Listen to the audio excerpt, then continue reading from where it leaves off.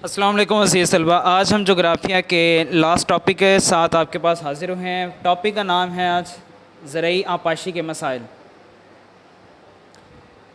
हम इसके मसाइल देखते हैं। इसके मसाइल दरअसल 4 मसाइल हैं। पहला है नहरों और खालों के पुख्ता ना होने की वजह से पानी की एक बड़ी मकदार रस कर ज़मीन के अंदर चली जाती है।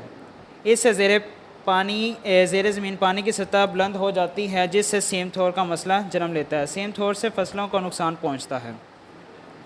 अगला पॉइंट है हमारे पास पानी को ज़रखेज़ करने का मुनासिब बंदोबस्त नहीं है, जिससे दरियाओं और बारिशों के पानी की बड़ी मकदार समंदरों में चली जाती है। अगला पॉइंट है कच्चे खालों की सफाई और नहरों की भल सफाई मुनासिब वक्त पर ना होने से पानी आखिर तक नहीं पहुंच सकता, जिससे ज़मीन बंजर हो रही है। इसका लास्ट पॉइंट है ज़ेर ज़मीन पानी की सतह नीचे जा रही है, जिसकी वजह से ट्यूबवेल खुश्क होते जा रहे हैं। अज़ीज़ तलबा, आज ये चैप्टर का जो है एख्तिताम हुआ। अब हम इसकी मश्क की तरफ आते हैं। सबसे पहले हम देखते हैं इसके जो दुरुस्त जवाब है उस पर आपने टिक का निशान लगाना है। पाकिस्तान दुनिया के कुल कपास का कितने फ़ीसद पैदा करता है? 5%। कौन सी फसल ग़िज़ाई मकासद और जानवरों के लिए चारे के तौर पर इस्तेमाल होती है? मकई। सीढ़ी नुमा खेत बनाकर फसलें उगाई जाती हैं पहाड़ी ढलानों पर।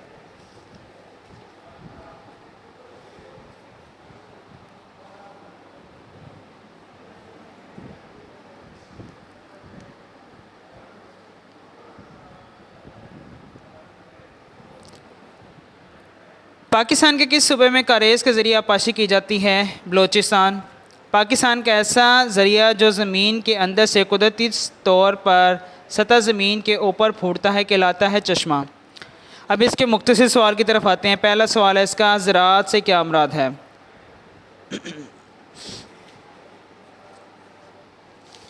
ये पेज नंबर आप पाएंगे 67 पर। इसकी जो पहली जो है लाइन, फसलें उगाने और जानवर पालने को ज़राअत या खेती बाड़ी कहते हैं। ये इसकी डेफिनेशन हो गई।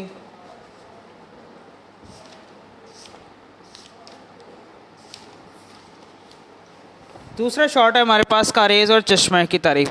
कारेज़ और चश्मे का जो लास्ट टाइम हमने टॉपिक पढ़ा था वो इसकी तारीफ़ हो जाएगी दोनों की।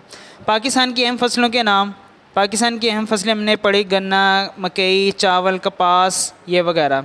ज़राए आपाशी की फ़हरिस्त यानी कि जिसके ज़रिए से हम आपाशी कर सकते हैं, नहरें, कुएँ, ट्यूबवेल, कारेज़ ये वगैरह, ये इसका जवाब हो जाएगा। अज़ीज़ तलबा, आज जो हमने पढ़ा है उम्मीद है आपको इसकी समझ आई होगी। अगले टॉपिक के साथ, अगले चैप्टर के साथ फिर मिलते हैं। उस वक्त के लिए इजाज़त दीजिए। अल्लाह हाफ़िज़।